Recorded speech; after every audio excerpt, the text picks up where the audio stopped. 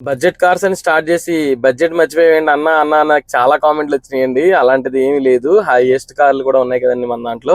అవి కూడా బడ్జెట్ లో ఉన్నాయి. అవి మీరు గమనించడం మర్చిపోయారు. హలో హాయ్ అండి, welcome to budget cars Bhimavaram. ఈ రోజు మన ముందుకి ఈ ఏం చెప్పనండి 1,30,000 సార్ కారు, డీజిల్ బండి, లీటర్కి 20 వస్తుంది. ఇదైతే రిడ్జ్ కార్ అండి, 2010 బండి, ఇంకా లైఫ్ ఉంది. బండి అయితే చాలా ఎక్సలెంట్ గా ఉందండి. ఏసీ ఒకటి రావట్లేదు.